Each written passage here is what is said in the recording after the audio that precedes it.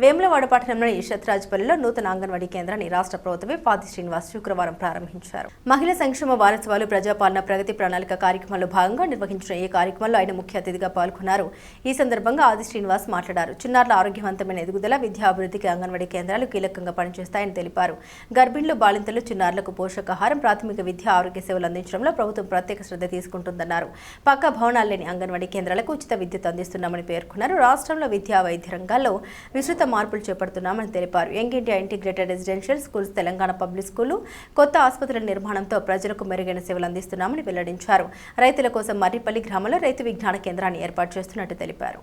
Councillor Santosh గారు, market committee chairman రాజు గారు, municipal vice chairman నరల Shekhar గారు కనిపిస్తూ ఉన్నారు.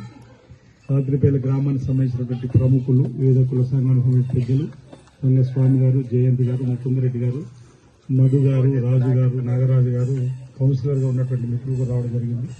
అదేవిధంగా సభ్యులు డేస్ యాక్షన్ ప్లాన్ అనేటువంటి కార్యక్రమాన్ని, ప్రజాపాలన ప్రగతి ప్రణాళిక, ఈ 99 రోజులు కూడా తెలంగాణ రాష్ట్ర వ్యాప్తంగా గౌరవ ముఖ్యమంత్రి శ్రీ రేవంత్ రెడ్డి గారి నాయకత్వంలో మార్చి 6వ తేదీ నుండి ప్రతి వారం కూడా ఆయా శాఖలకు సంబంధించినటువంటి కార్యక్రమాల అమలు తీరు తెన్నుల్ని గ్రామాల్లోకి వెళ్లి గ్రామ సభల ద్వారా చెప్పడం, ర్యాలీల ద్వారా చెప్పడము, చైతన్యపరచడము, స్ఫూర్తినటువంటి ప్రభుత్వ పక్షాన ప్రోత్సాహం ఇవ్వాలని చెప్పి తీసుకున్నటువంటి కార్యక్రమంలో భాగంగా ఈరోజు ఈ అంగన్వాడీ స్కూల్స్ వాటికి పక్కా భవనం ఇవ్వాలని చెప్పి, అంతేకాదు ఇప్పటివరకు ఒకవేళ కిరాయిలలో ఉన్నటువంటి వాటికి కూడా ఉచితంగా కరెంటు కూడా ఇవ్వాలని చెప్పి ఒక నిర్ణయం తీసుకుంది. అంగన్వాడీ స్కూల్స్ కూడా ఒకవేళ పక్కా భవనం లేకున్నా ఏదైనా ఇంట్లో కిరాయి కూడా అక్కడ కూడా ఉచితంగా కరెంట్ ఇవ్వాలని చెప్పి ఒక నిర్ణయం తీసుకున్నాం. స్కూళ్ళలో కూడా ఉచిత కరెంట్ ఇవ్వాలని తీసుకున్నాం. గణపతి మండలాలు కూడా ఉచిత కరెంట్ అని తీసుకున్నాం.